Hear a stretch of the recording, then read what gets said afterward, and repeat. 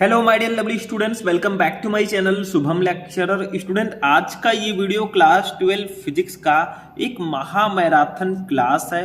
तो जितने भी हमारे स्टूडेंट इस बार 12th में हैं और जिनको 2024 बोर्ड एग्जाम देना है, वो इस वीडियो को शुरू से लेकर लास्ट तक देखेंगे।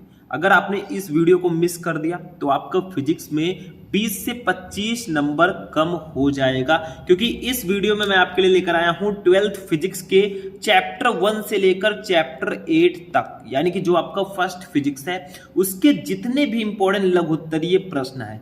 ये जो क्वेश्चन है ये 3 नंबर वाले या फिर 2 नंबर वाले क्वेश्चंस हैं जो आपके बोर्ड एग्जाम में लघुत्तरीय प्रश्नों में आते हैं। और लघुत्तरीय प्रश्न आपके फिजिक्स में कितना ज्यादा आता है वो आपको पता है, ठीक है। तो इस वीडियो में हम लघुत्तरीय प्रश्नों को आंसर के साथ पढ़ेंगे, क्योंकि जब मैंने आपको फिजिक्स के चैप्टर वाइज क्वेश्चंस को पढ़ाया तो बहुत सारे स्टूडेंट ने कमेंट किया कि सर आप लघुत्तरीय प्रश्नों का आंसर नहीं बताते, आप बहुविकल्पीय और अति लघुत्तरीय का आंसर बताते हैं। तो मैंने कहा कि आपको कुछ भी मिस मैं नहीं होने दूंगा और अब की बार 95% प्लस पार करवा के रहूंगा। बस आप हमारे साथ जुड़े रहिए, जो जो क्वेश्चन मैं बताता हूं उसको प्रिपेयर कीजिए, कुछ एक्स्ट्रा तैयारी कीजिए और अब की बार आग लगा के आइएगा, ठीक है। तो चलिए इस वीडियो को स्टार्ट करते हैं। इस वीडियो को लाइक कर दीजिएगा, चैनल पर नए चैनल को सब्सक्राइब कर लीजिएगा। तो देखिए, सबसे पहले देखिए चैप्टर का नाम जानते हैं, कौन कौन से चैप्टर के क्वेश्चन हम इस वीडियो में पढ़ेंगे। सबसे पहले हम पढ़ेंगे वैद्युत आवेश तथा क्षेत्र चैप्टर के लघुत्तरीय प्रश्नों को, ठीक है। फिर हम पढ़ेंगे स्थिर वैद्युत विभव तथा धारिता चैप्टर के लघुत्तरीय प्रश्नों को, यानी कि चैप्टर वाइज हम क्वेश्चंस को पढ़ते हुए चलेंगे, ठीक है। फिर हम पढ़ेंगे थर्ड चैप्टर विद्युत धारा के लघुत्तरीय प्रश्नों को। फिर हम पढ़ेंगे गतिमान आवेश एवं चुंबकत्व, फिर चुंबकत्व एवं द्रव्य चैप्टर के क्वेश्चन, फिर वैद्युत चुंबकीय प्रेरण, फिर प्रत्यावर्ती धारा और फिर वैद्युत चुंबकीय तरंगे, यानी कि 8 चैप्टर के क्वेश्चंस को हम एक ही वीडियो में पढ़ेंगे। तो भैया बहुत इंपॉर्टेंट वीडियो है, यकीन मानिए इसको अगर आपने तैयार कर लिया तो 10 से 20 नंबर आपका एकदम क्लियर, 20 से 25 नंबर, ठीक है। तो चलिए स्टार्ट करते हैं, चैप्टर वाइज हम पढ़ेंगे। सबसे पहले हम पढ़ेंगे हमारा जो फर्स्ट चैप्टर है वैद्युत आवेश तथा क्षेत्र, इसके लघुत्तरीय प्रश्नों को, ठीक है।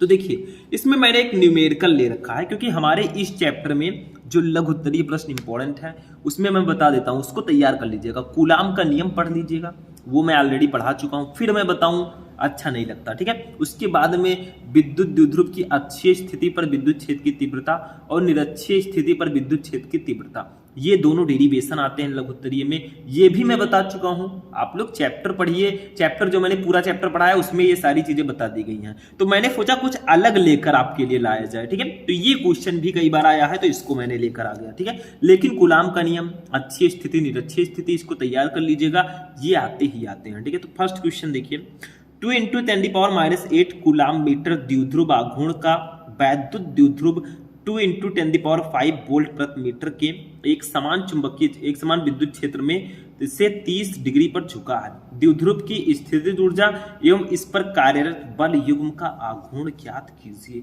आपको दो चीजें निकालनी है, एक तो आपको स्थितिज ऊर्जा निकालनी है, एक बल युग्म आघूर्ण निकालना है। तो जो जो दिया गया उसको लिखेंगे। देखिए ये क्या है, 2 × 10⁻⁸ कूलाम मीटर द्विध्रुव आघूर्ण, ये विद्युत द्विध्रुव आघूर्ण की वैल्यू दी गई है, जिसको हम लोग नोट करते हैं P से, पढ़ा होगा आप लोगों ने।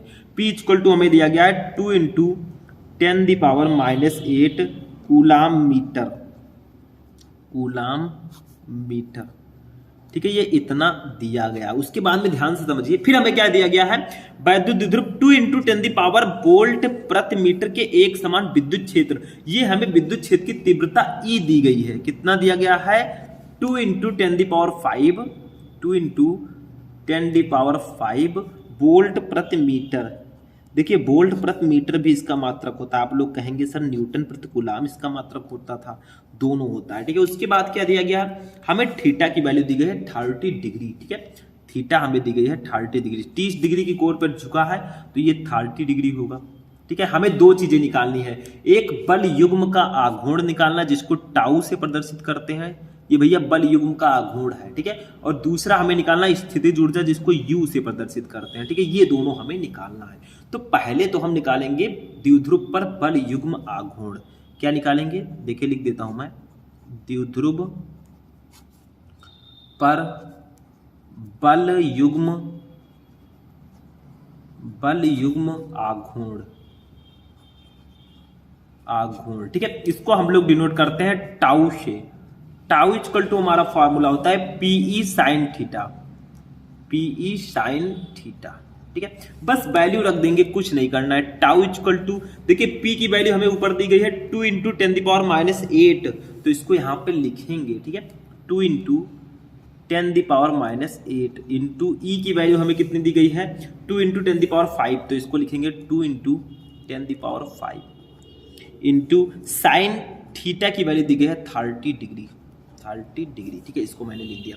अब देखिए यहां से हम निकाल लेंगे टाउ इक्वल टू, देखिए 2 इंटू 2 आपका 2 ऐसा नहीं 10⁻⁸ है, ये +5 है भैया, तो माइनस प्लस माइनस 8 में से 5 जाएगा तो -3 बचेगा, ठीक है।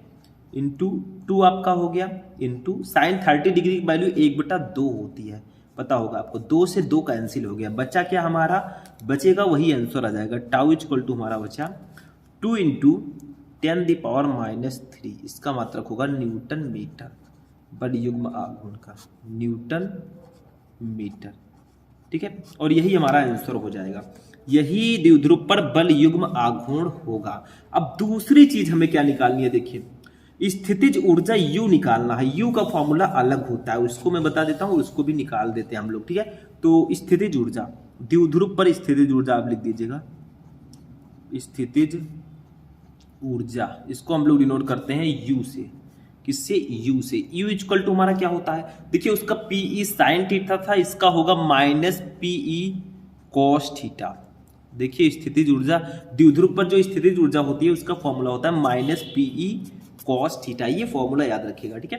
तो U इक्वल टू हमारा -P की वैल्यू मैंने ऊपर रखा है, देखिए 2 इंटू 10⁻⁸, 2 इंटू 10⁻⁸ इंटू ई की वैल्यू कितनी है, ई की वैल्यू ऊपर देखते, ये देखिए 2 इंटू 10⁵, तो इसको लिखेंगे 2 इंटू 10⁵ इंटू कॉस थीटा की वैल्यू है 30 डिग्री, जो ऊपर मैंने लिखा था वही डिग्री रहेगी, ठीक है। तो U इक्वल टू हमारा आ गया, देखिए -2 इंटू 10⁻⁸ है, ये +5 है, 8 में से 5 जाएगा भैया तो -3 बचेगा, इंटू 2 इंटू कॉस 30 डिग्री की वैल्यू होती है कॉस 30 डिग्री की वैल्यू √3/2 होती है, तो 2 से 2 कैंसिल हो गया, तो हमारा आंसर क्या आएगा, देखिए U इक्वल टू हमारा आएगा -2√3, ठीक है। इसको √3 को ऐसे लिख देंगे, इंटू 10⁻³ जूल, ये इतना आएगा, निगेटिव में रहेगा हमारा स्थितिज ऊर्जा का मान, ठीक है। तो ये हमारा फर्स्ट क्वेश्चन सॉल्व हो चुका है। बस फॉर्मूला याद रखिएगा कि जो हमारा बल युग्म का आघूर्ण होता है उसका फॉर्मूला होता है PE साइन थीटा, इसको मैं हाईलाइट कर देता हूं, ठीक है। और जो हमारा स्थितिज ऊर्जा होता है इसका फॉर्मूला होता है -PE cos थीटा, ठीक है। तो ये हमारा फॉर्मूला होता है, इस प्रकार से आप इसको निकाल सकते हैं, ठीक। फर्स्ट वाला समझ में आ चुका होगा। सेकेंड क्वेश्चन चलिए हम देखते हैं। अब देखिए स्टूडेंट, हमारा जो सेकंड क्वेश्चन है ये भी बहुत ज्यादा इंपॉर्टेंट क्वेश्चन है। देखिए दिए गए परिपथ में दोनों संधारित्रों पर संचित आवेश की गणना कीजिए। आपको एक सर्किट दिया गया है, इसमें कई सारी चीजें हैं, देखिए क्या क्या है इस परिपथ में। 2 संधारित्र हैं, 2 प्रतिरोध हैं, एक आंतरिक प्रतिरोध है, ये इंटरनल रेसिस्टेंस है, और विद्युत वाहक बल E इक्वल टू 20 वोल्ट दिया गया है, ठीक है। 20 वोल्ट हमें दिया गया है, इसको हम B भी मान सकते हैं, ठीक है। V इक्वल टू या E हम लिख सकते हैं, E इक्वल टू दिया है, ठीक है। तो ये हमें इतना दिया गया विद्युत वाहक बल। तो देखिए हमें करना क्या है, दोनों संधारित्रों पर संचित आवेश निकालना है। लेकिन आवेश निकालने के लिए हमें क्या क्या करना होगा वो भी मैं बता दूं।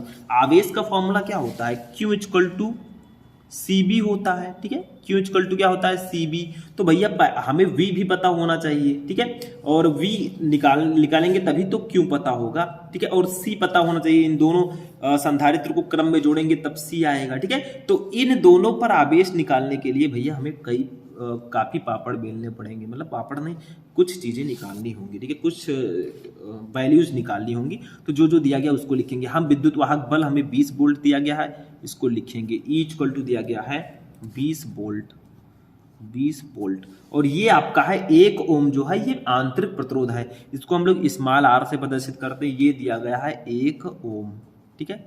फिर हमें क्या दिया गया है, 2 संधारित्र दिए गए हैं, एक को मान लेते हैं C1 और एक को मान लेते हैं C2। अभी दोनों को हम श्रेणी क्रम में जोड़कर तुल्य धारिता निकाल लेंगे। ये 4 माइक्रोफैरड है, ये 6 माइक्रोफैरड है। ठीक है।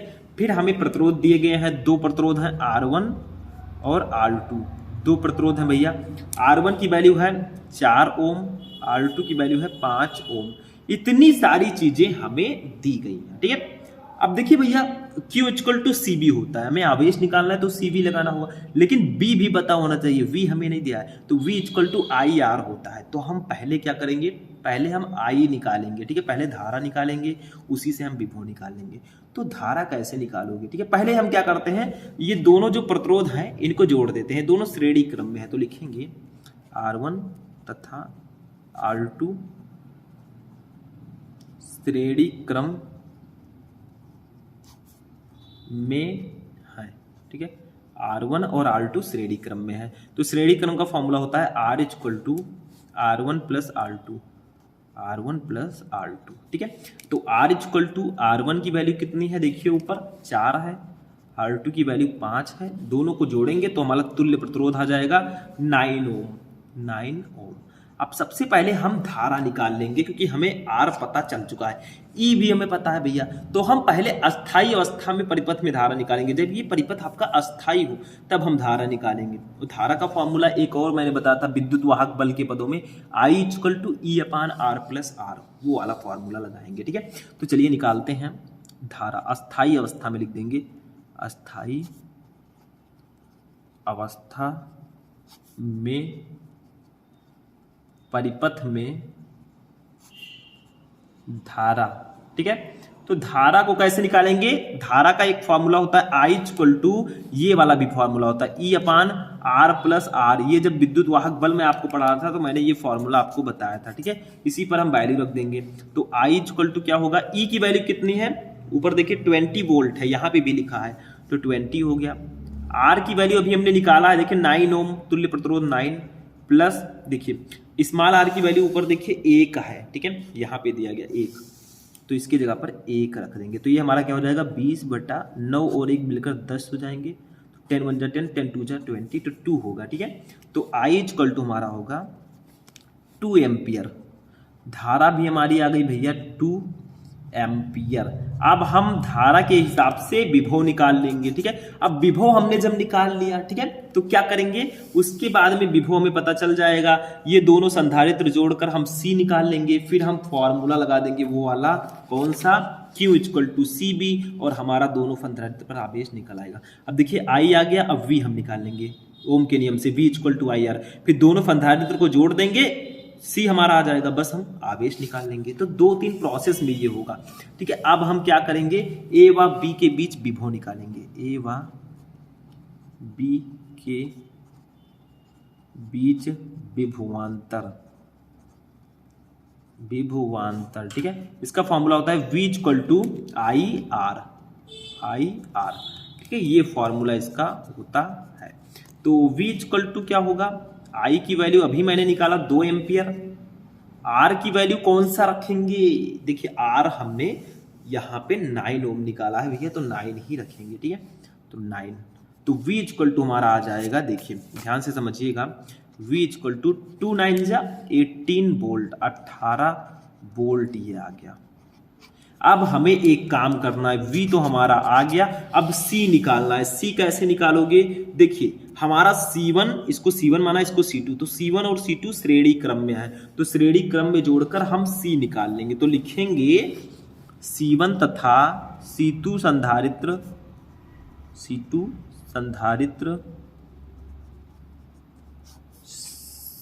श्रेणी क्रम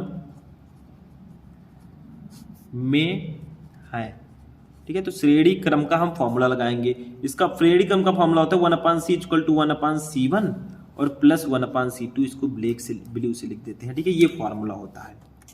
इसी पर हम रख देंगे, तो 1/c इक्वल टू 1/c1 की वैल्यू है 4 और C2 की वैल्यू है 6, ऐसे रख देंगे, ठीक है। इसका एलसीएम निकालेंगे, तो 6 और 4 का एलसीएम कितना होगा, 2 3 जा 6 और 12 होगा, ठीक है, कितना होगा 12। तो देखिए 4 3 जा 12, 3 1 जा 3, 6 2 जा 12, 2 1 जा 2, इतना आएगा, ठीक है। तो ये हमारा आ गया 1/c इक्वल टू 3 to 5, 5/12। तो भैया तिरछा गुणा कर देंगे, 5c इक्वल टू हमारा आ जाएगा 12। तो C इक्वल टू कितना आएगा, C इक्वल टू आएगा 12/5, 12/5। इसको कट करेंगे, 5 2 12, 5 4 जाइए 2.4 आएगा। तो C इक्वल टू हमारा आ गया 2.4 माइक्रोफैरड। ये हमारा C आ चुका है।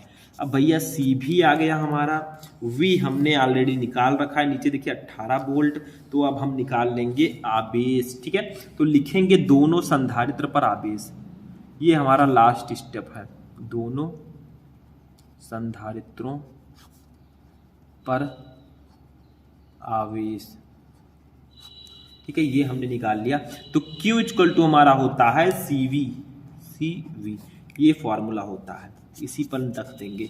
तो Q इक्वल टू C देखिए ऊपर हमने निकाला है 2.4 और V हमारा ऑलरेडी है, कितना आया था 18 वोल्ट, कितना 18, दोनों को मल्टीप्लाई करेंगे तो हमारा आंसर आएगा 43.2 माइक्रो कूलाम। देखिए आवेश है, इसका मतलब कूलाम होता है, लेकिन ये माइक्रो फैरड में दिया गया है 2.4, तो माइक्रो कूलाम में आंसर आएगा, यही हमारा आवेश हो जाएगा। तो कुछ नहीं करना था भैया इस न्यूमेरिकल में, हमें क्या करना था, जो जो दिया गया था उसको लिखना है। R1 R2 श्रेणी क्रम में थे, हमने फॉर्मूला लगा दिया श्रेणी क्रम का, फिर हमने यहाँ से धारा निकाल लिया, E हमें दिया गया था R+R करके, फिर हमने विभव निकाल लिया, विभव 18 आया, फिर हमने दोनों संधारित्र को देखिए श्रेणी क्रम में थे, हमने जोड़ दिया और फिर लास्ट में आवेश निकाल लिया, ठीक है। तो ये हमारा सेकंड क्वेश्चन हो जाएगा, इसको आप लोग नोट कर लीजिए। चलिए आगे बढ़ते हैं, नेक्स्ट क्वेश्चन देखते हैं। अब देखिए स्टूडेंट, नेक्स्ट क्वेश्चन है हमारा 3rd नंबर क्वेश्चन, इसको ध्यान से समझिएगा। विद्युत धारा चैप्टर का क्वेश्चन है, इंपॉर्टेंट क्वेश्चन है। इसमें वैसे बहुत सारे क्वेश्चन है आपके लघुत्तरीय प्रश्नों में, लेकिन मैंने इसी को लिया है। धारा घनत्व J से आप क्या समझते हैं, करंट डेंसिटी, इसका मात्रक M के एस पद्धति में लिखिए तथा बीमा सूत्र लिखिए।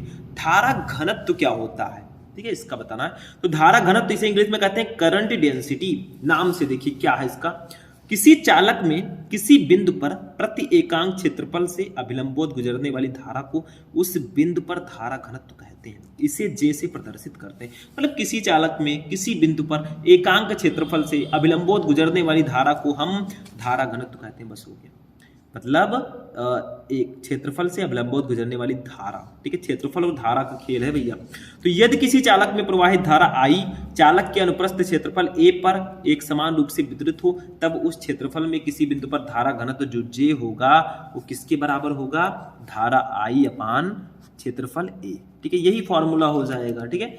मतलब इसी फॉर्मूले से हम डेफिनेशन बना सकते हैं। देखिए किसी चालक में किसी बिंदु पर प्रति एकांक क्षेत्रफल A से अभिलंबोत गुजरने वाली धारा I को उस बिंदु पर धारा घनत्व कहते हैं, ठीक है। इसका मात्रक तो आप बता ही सकते हैं क्या होगा, बताइए मात्रक क्या होगा, सिंपल सा है मात्रक, फॉर्मूले से मात्रक निकाल सकते हैं। देखिए I है धारा, धारा का मात्रक एम्पियर, और A है एरिया, एरिया का मात्रक मीटर स्क्वायर, मीटर स्क्वायर। अब देखिए इसकी बीमा क्या होगी, बीमा भी हम बहुत आसानी से निकाल सकते हैं। कैसे निकालोगे, देखिए एम्पियर है भैया, तो एम्पियर का A होता है, धारा का A होता है, और प्रति मीटर स्क्वायर है, प्रति मीटर का मतलब नीचे मीटर स्क्वायर है, उसको ऊपर लाएंगे तो L के पावर -2 हो जाएगा। देखिए मीटर का L, मीटर स्क्वायर है तो L2, अब नीचे था प्रति का मतलब नीचे, ठीक है, बटे में, तो इसको ऊपर लाएंगे तो -2, या इसी को इस प्रकार से भी लिख सकते हैं। देखिए अगर m0 के पदों में m0 L के पावर -2, T के पावर 0, A के पावर 1, ऐसे भी लिख सकते हैं इसी बीमा को, ठीक है। तो ये इसकी बीमा हो जाएगी, ठीक। तो तीसरा क्वेश्चन समझ में आ गया, बहुत सिंपल सा था। चलिए नेक्स्ट क्वेश्चन देखते हैं, 4 नंबर। अब देखिए 4 नंबर जो क्वेश्चन हमारा है, ये हमारे 4th चैप्टर गतिमान आवेश एवं चुंबकत्व से है। देखिए एक एक चैप्टर के एक एक लघुत्तरीय प्रश्नों को मैंने इस पे लिया है, ठीक है। चैप्टर वाइज हम पढ़ रहे हैं, आगे आगे मैं क्वेश्चंस आपको बताता रहूंगा, टेंशन मत लीजिए। देखिए चुंबकीय द्विध्रुव आघूर्ण की परिभाषा एवं मात्रक लिखिए। चुंबकीय द्विध्रुव आघूर्ण क्या होता है, what is magnetic dipole moment. तो देखिए किसी चुंबकीय द्विध्रुव अथवा धारा लूप का चुंबकीय आघूर्ण वह बल आघूर्ण है जो इस द्विध्रुव को एक समान एकांक चुंबकीय क्षेत्र में क्षेत्र की दिशा के लंबवत रखने पर द्विध्रुव पर लगता है। मतलब 2 चीजें ध्यान रखनी, एक तो बल युग्म आघूर्ण और एक चुंबकीय क्षेत्र, ठीक है। तो अगर इसका फॉर्मूला हम लोग देखें तो M इक्वल टू हमारा होगा, देखिए इसको M से डिनोट करते हैं चुंबकीय द्विध्रुव आघूर्ण को, तो M इक्वल टू होगा टाउ मैक्स, टाउ क्या है, ये बल युग्म का आघूर्ण है, ठीक है, टाउ मैक्स अपान बी, ये इसका फॉर्मूला होता है, ठीक। या टाउ, आपने tau equal to M B भी सुना होगा। तो क्या कहा गया कि किसी चुंबकीय द्विध्रुव का चुंबकीय आघूर्ण जो एम है वह बल युग्म आघूर्ण है, वह टाउ क्या है, बल युग्म का आघूर्ण, ठीक है। तो वह बल युग्म आघूर्ण, टाउ मैक्स मैंने क्यों लिखा, क्योंकि अधिकतम लेंगे, मैक्सिमम, मैक्स का मतलब मैक्सिमम, तो अधिकतम बल युग्म आघूर्ण लेंगे जो इस द्विध्रुव को एक समान एकांक चुंबकीय क्षेत्र बी में क्षेत्र की लंबवत दिशा में रखने पर द्विध्रुव पर लगता है। ये आपका इसका फॉर्मूला हो जाएगा। अब अगर आपसे कोई पूछे भैया इसका मात्रक क्या होगा, ये जानना जरूरी है और ये इंपॉर्टेंट टर्म भी है, ठीक है। मात्रक तो कैसे निकालोगे, देखिए टाउ मैक्स, एम का मात्रक लिखेंगे, एम का मात्रक, ठीक है। तो एम का मात्रक निकालना है तो टाउ मैक्स का मात्रक, टाउ का मात्रक होता है न्यूटन मीटर, ठीक है। टाउ का मात्रक होता है न्यूटन मीटर, न्यूटन मीटर, ठीक है, जो बल युग्म आघूर्ण अपान बी है आपका चुंबकीय क्षेत्र की तीव्रता, इसका मात्रक होता है न्यूटन प्रति एम्पियर मीटर। क्या होता है, न्यूटन प्रति का मतलब बटे एम्पियर मीटर, एम्पियर मीटर, ठीक है, ये इसका मात्रक होता है, ठीक, इतना होता है। अब देखिए यहां से हम m का मात्रक निकाल लेंगे, m का मात्रक, ठीक है, क्या होगा बताइए। देखिए ये न्यूटन मीटर के नीचे एक है, सबसे ऊपर का गुणा सबसे नीचे होगा, तो ये हमारा हो जाएगा newton meter into ampere meter into ampere, सबसे ऊपर का गुणा सबसे नीचे होगा भैया, तो ऊपर जाएगा तो ये गुणे में हो जाएगा, तो एम्पियर मीटर अपान नीचे क्या बचा, देखिए न्यूटन मीटर के नीचे एक था, एक का गुणा न्यूटन से होगा, तो न्यूटन हो गए भैया। न्यूटन ही है जिन्होंने आपको फिजिक्स दिया और आपको फिजिक्स लग रहा है हार्ड, टेंशन मत लीजिए, न्यूटन से न्यूटन को मैंने कट कर दिया, न्यूटन गए, ठीक है। तो एम का मात्रक होगा, एम का मात्रक जो होगा वो होगा, देखिए एम्पियर और मीटर आपका दो है तो मीटर स्क्वायर हो जाएगा, तो इसका मात्रक होगा एम्पियर मीटर स्क्वायर, ये चुंबकीय द्विध्रुव आघूर्ण का मात्रक होता है, ठीक है, यही इसका मात्रक होगा। अब बीमा भी इसी से निकाल सकते हैं आप लोग, बीमा कैसे निकालोगे, देखिए एम्पियर आपका है भैया, तो एम्पियर का ए होगा वही बीमा होगा, और मीटर स्क्वायर का एल के L2 होगा, इसका AL2 होगा। देखिए वहां एम्पियर प्रति मीटर स्क्वायर था तो हमने AL-2 लिखा था, किसमें, जो इससे पहले मैंने आपको बताया था, ठीक है, धारा घनत्व में। यहाँ पे एम्पियर मीटर स्क्वायर है तो AL2 लिखेंगे, ठीक है, ये इसकी बीमा होगी। देखिए एम्पियर की बीमा A, मीटर का L2, तो ये आपका हो गया 4th नंबर क्वेश्चन, ठीक है, समझ में आ गया होगा, बहुत ही इंपॉर्टेंट ये भी क्वेश्चन है। जितने भी क्वेश्चन मैं बता रहा हूँ सारे के सारे इंपॉर्टेंट हैं। नेक्स्ट क्वेश्चन देखते हैं भैया, 5 नंबर। अब ये हमारा क्वेश्चन जो है ये आपके 5वें चैप्टर से, चुंबकत्व एवं द्रव्य से, और ये क्वेश्चन आता है बहुत ज्यादा।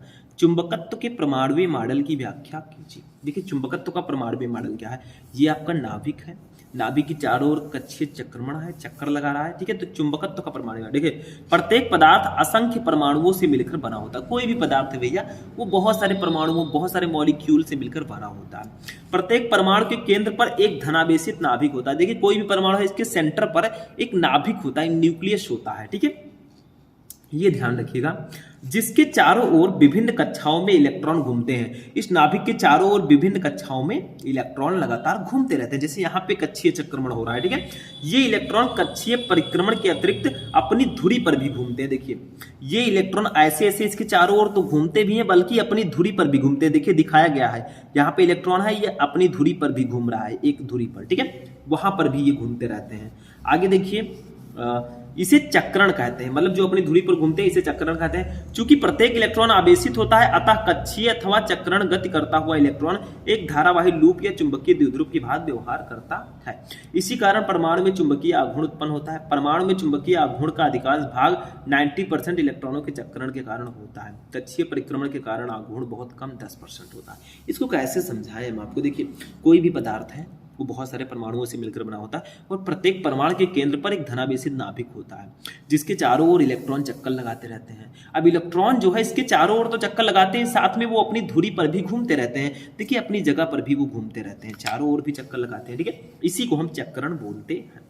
अब प्रत्येक इलेक्ट्रॉन देखिए आवेशित होता है, चाहे जो आवेश होगा, धनावेश, ठीक है, ऋण आवेश इलेक्ट्रॉन पर होते हैं तो आवेशित होता था। कक्षीय अथवा चक्रण गति करता हुआ इलेक्ट्रॉन एक धारावाही लूप या चुंबकीय द्विध्रुव की भांति व्यवहार करता करता है। अब देखिए जो आवेश होता है वो आवेशित होता है, जो इलेक्ट्रॉन होता है, तो चक्रण गति जब वो करता है, चारों ओर घूमता है, तो वो एक धारावाही लूप या चुंबकीय द्विध्रुव की बात व्यवहार करता है।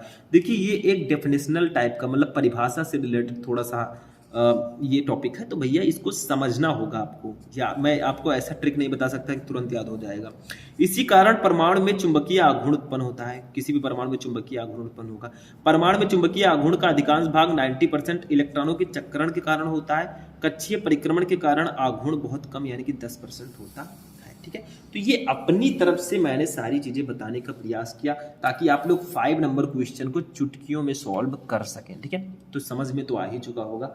अब हम पढ़ेंगे अपना नेक्स्ट क्वेश्चन, जो कि हमारा है 6 नंबर क्वेश्चन। ठीक है, इसको भी देख लेते हैं, ये भी बहुत ज्यादा इंपॉर्टेंट क्वेश्चन है। देखिए क्या है, किसी कुंडली, भैया प्रत्यावर्ती धारा चैप्टर पर हम आ चुके हैं, बहुत इंपॉर्टेंट चैप्टर है। किसी कुंडली का स्वप्रेरण गुणांक 80 मिली हेनरी है। इस कुंडली कितने समय में धारा शून्य से बढ़कर 5 एम्पियर होने पर विद्युत वाहक बल 400 वोल्ट हो जाएगा। मतलब कुंडली का स्वप्रेरण गुणांक, जिसको हम लोग डिनोट करते हैं एल से, ये कितना दिया गया है, 80 मिली हेनरी। इस कुंडली में कितने समय में धारा शून्य से बढ़कर 5 एम्पियर होने पर विद्युत वाहक बल 400 वोल्ट हो जाएगा। ज्यादातर चीजें दी गई है, समझिए। देखिए यल हमें दिया गया है 80 मिली हेनरी। देखिए मिली हेनरी को इस प्रकार लिखेंगे। अब भैया जैसे आप लोग मिली लीटर को लीटर में बदलते थे तो क्या करते थे, 10 की पावर -3 से गुणा, ऐसे सॉरी जब आप हाँ, तो देखिए 80 को किससे गुणा करेंगे, 10 की पावर -3 से, अगर हेनरी में बदलना है। ठीक है, ये हेनरी में हो गया। अब देखिए दूसरी चीज क्या दी गई है, हमें धारा दी गई है। इस कुंडली में कितने समय में धारा शून्य से बढ़कर 5 एम्पियर, तो धारा आई जो दी गई है, ये कितनी दी गई है, डेल्टा आई लिखेंगे। ये शून्य से बढ़कर 5 एम्पियर हो रही है, तो जो हो रही है उसको पहले लिखेंगे, फिर जिससे बढ़कर हुई है उसको बाद में लिखेंगे। ठीक है, तो देखिए डेल्टा आई इक्वल टू हमारा हो जाएगा, 5 में से शून्य जाएगा भैया तो 5 ही बचेगा, 5 एम्पियर। ठीक है, ये इतना हो गया। अब क्या करेंगे हम लोग, ई हमें दिया गया है, ई क्या है, इलेक्ट्रोमोटिव फोर्स, विद्युत वाहक बल। ठीक है, तो ई इक्वल टू हमें दिया गया है 400 वोल्ट। 400 वोल्ट, इतनी सारी चीजें दी गई हैं, तो जो जो दिया गया उसको मैंने लिखा। न्यूमेरिकल्स अगर सॉल्व करने भैया, तो पहले जो जो वैल्यूज दी गई हैं उसको आपको फाइंड आउट लिखना होगा। ठीक है, नोट डाउन। उसके बाद में आपको लगाना है फॉर्मूला, किसका, प्रेरित विद्युत वाहक बल का। एक फॉर्मूला मैंने बताया था जब मैं आपको इलेक्ट्रोमैग्नेटिक कंडक्शन चैप्टर पढ़ा रहा था, विद्युत चुंबकीय प्रेरण। तो प्रेरित विद्युत वाहक बल, विद्युत वाहक बल, इसको हम लोग डिनोट करते हैं ई से। ई इक्वल टू हमारा फॉर्मूला होता है एल इंटू डेल्टा आई अपान डेल्टा टी। ये फॉर्मूला होता है हमारा प्रेरित विद्युत वाहक बल का। बट हमें ई तो निकालना नहीं है, हमें डेल्टा टी निकालना है। ठीक है, मतलब हमें निकालना क्या है यहाँ पे, हमें निकालना है, देखिए ऊपर कितने समय में धारा शून्य से बढ़कर 5 एम्पियर हो जाएगी, हमें यहाँ पे डेल्टा टी निकालना है। ठीक है, तो यहाँ पे लिखेंगे, इस डेल्टा टी को इधर ले आएंगे क्योंकि ये हमें निकालना है। तो डेल्टा टी भैया इस साइड में आ गया लेफ्ट में, और इसके जगह पर हमारा ई आ जाएगा। तो एल इंटू डेल्टा आई अपान ई, इतना हो गया। अब ये फॉर्मूला हमारा डेल्टा टी का जो समय हमें निकालना है वो कुछ इस प्रकार से आया है। ठीक है, अब यहाँ पे क्या करेंगे, देखिए delta T equal to L की वैल्यू हमें ऑलरेडी दी गई है, एल है 80 इंटू 10⁻³ हेनरी। ठीक है, तो इसको लिखेंगे 80 इंटू 10⁻³ ठीक है, इंटू डेल्टा आई की वैल्यू भी हमें दी गई है 5 एम्पियर, लिख देंगे यहाँ पे 5 अपान ई की वैल्यू भी हमें दी गई है ऊपर 400 वोल्ट, तो 400 कर देंगे। अब इसमें कुछ नहीं है, 0 से 0 कैंसिल, 8 1 जा 8, 8 5 जा 40, 8 5 40, 5 1 जा 5, कट गया सारी चीजें। बचा क्या हमारा, डेल्टा टी इक्वल टू बचा हमारा 10⁻³ 10⁻³ और ये आएगा सेकेंड इनवर्स। इसका मात्रक होता है, सॉरी 10⁻³ सेकेंड आएगा, सेकेंड इनवर्स नहीं होता। ठीक है, सेकेंड इनवर्स तो हमारा केमिस्ट्री में प्रथम कोटि की क्रिया के लिए वेग स्थिरांक का मात्रक है। ठीक है, तो डेल्टा टी इक्वल टू हमारा आ गया 10⁻³ सेकेंड है, ठीक है। तो ये सेकेंड में आपका आएगा वैल्यू। तो ये फॉर्मूला आप लोग याद रखिएगा प्रेरित विद्युत बल का, E equal to L into delta I upon delta T. L है आपका स्वप्रेरण गुणांक, डेल्टा आई आपका है धारा, डेल्टा टी है समय, ठीक है। तो ये आपका हो चुका है। नेक्स्ट क्वेश्चन देखते हैं, क्वेश्चन नंबर 7 क्या है, इसको समझिएगा। ये हमारा है प्रत्यावर्ती धारा चैप्टर का, अल्टरनेटिव करंट। ठीक, देखिए एक प्रसारण केंद्र से 300 मीटर तरंगदैर्घ्य वाली तरंग प्रसारित की जा सकती है। एक 2.4 माइक्रोफैरड धारिता वाला संधारित्र उपलब्ध है। अनुनादी परिपथ के लिए आवश्यक कुंडली के प्रेरकत्व का परिकलन कीजिए। मतलब भैया न्यूमेरिकल तो है थोड़ा सा हाई लेवल का। 300 मीटर तरंगदैर्घ्य हमें दिया गया, वेवलेंथ की वैल्यू कितनी दी गई, इसको हम लोग डिनोट करते हैं लैम्डा से। लैम्डा इक्वल टू हमें दिया गया है कितना, 10 के पावर ये हमें दिया गया 300 मीटर, 300 मीटर ये दिया गया है तरंगदैर्घ्य, ठीक है।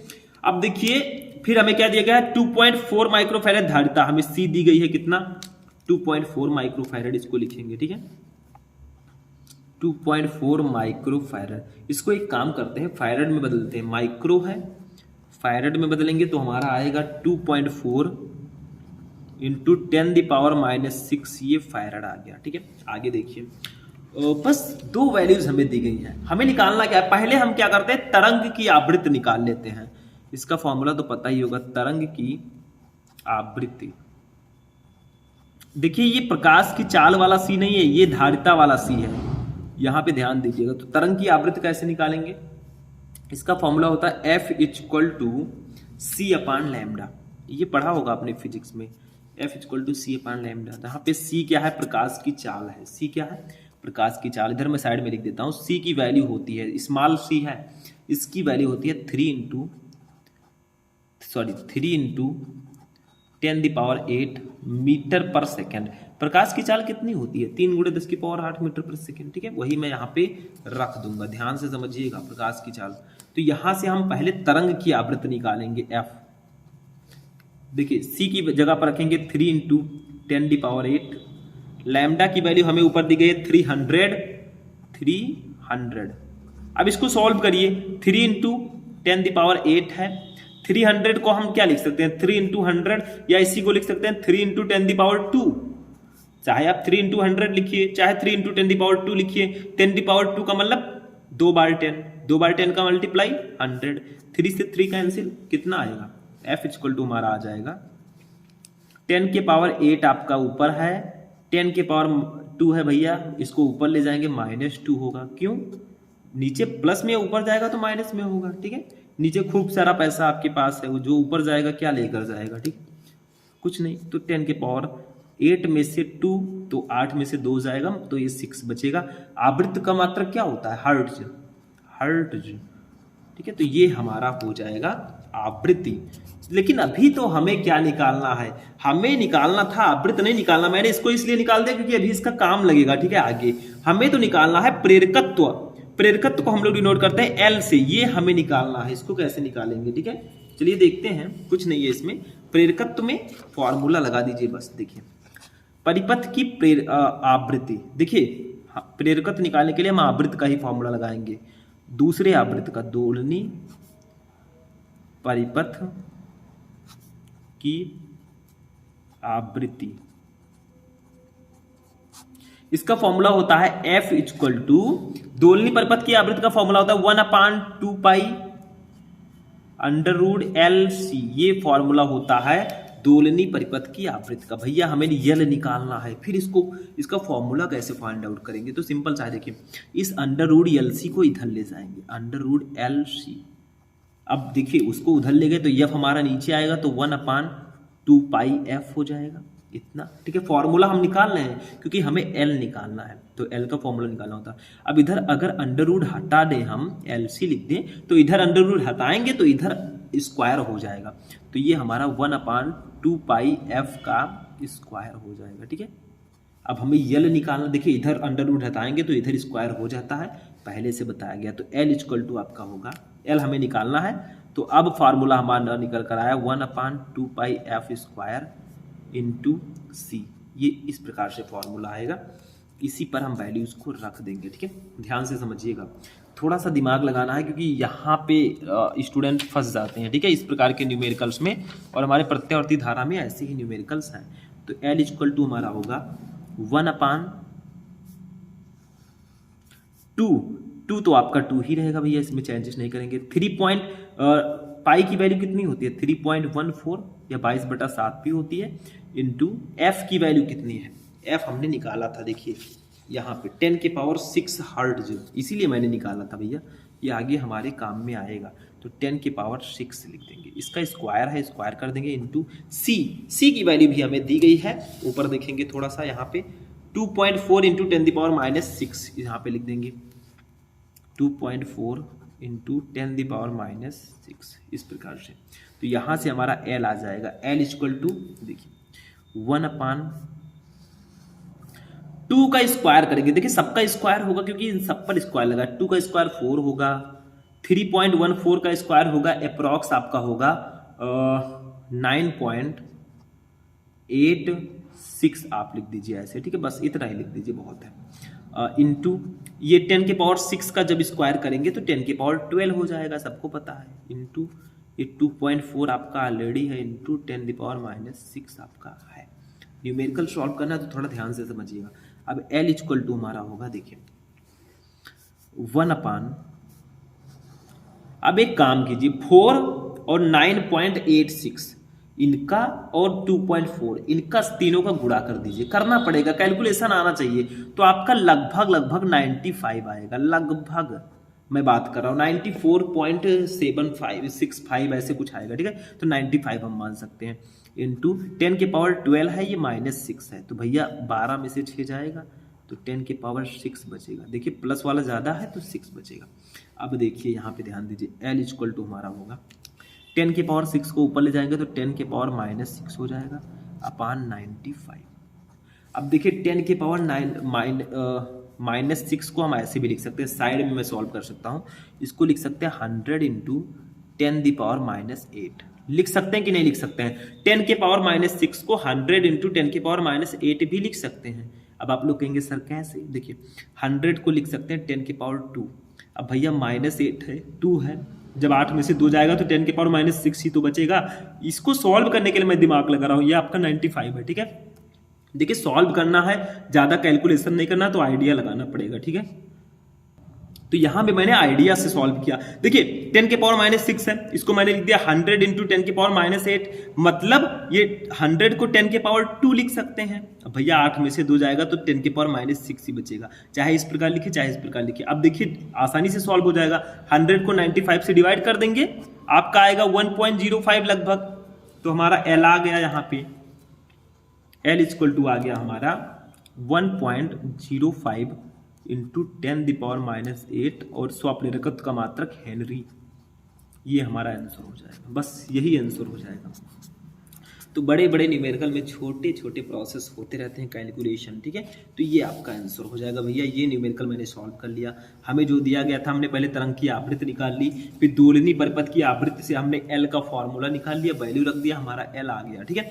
नहीं समझ में आया मेरे स्टूडेंट तो फिर से आप लोग देख लीजिए, क्योंकि जब तक तोड़ेंगे नहीं तब तक छोड़ेंगे नहीं, ठीक है। आगे बढ़ते हैं, नेक्स्ट क्वेश्चन 8 नंबर क्वेश्चन देखिए, ये हमारा 8वें चैप्टर का क्वेश्चन है। देखिए विद्युत चुंबकीय स्पेक्ट्रम के मुख्य भागों को उनकी तरंगदैर्घ्य परास के साथ लिखिए। विद्युत चुंबकीय स्पेक्ट्रम में कई भाग हैं, उनके तरंगदैर्घ्य परास के साथ लिखना। देखिए पहला है गामा तरंगीय, इसका तरंगदैर्घ्य लगभग होता है 10⁻⁻14 मीटर से 10⁻⁻10 मीटर तक। मतलब आपको विद्युत चुंबकीय स्पेक्ट्रम के जो तरंगदैर्घ्य हैं, जो तरंगे हैं, उनका तरंगदैर्घ्य लिखना और उनका उपयोग लिखना है।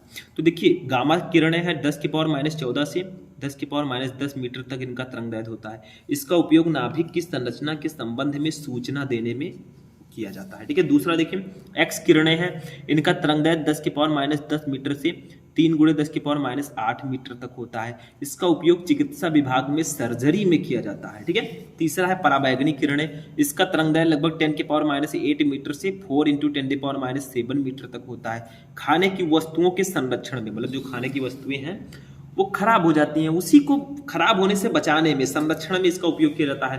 चौथा है अवरक्त किरणें, इसका वेवलेंथ 8 × 10⁻7 मीटर से 5 × 10⁻3 मीटर तक होता है। इसका उपयोग कोहरे व धुंध के पार देखने में किया जाता है। मतलब जब ठंडियों में कोहरा होता है ना, धुंध, उसके आर पार देखना है तो इसका उपयोग कर सकते हैं। ठीक है, ये आपका 8वें चैप्टर का क्वेश्चन था। ठीक, तो हमारा जो फिजिक्स है भैया, चैप्टर 1 से लेकर चैप्टर 8 तक ज़्यादातर मैंने क्वेश्चन बता दिया। लगभग 40 मिनट का आपका ये क्लास है। जिसने भी अच्छे से देखा होगा भैया, उसका तो काम हो जाएगा, वो अच्छा मार्क लेकर आएगा। और अभी रुको, ये तो ट्रेलर है, पिक्चर अभी बाकी है। आगे आगे मैं आपको और भी क्लासेस देता रहूँगा। ठीक है, तो ये क्लास कैसा लगा कमेंट करके बताइएगा। मिलेंगे नेक्स्ट वीडियो में नेक्स्ट टॉपिक के साथ, तब तक के लिए जय हिंद।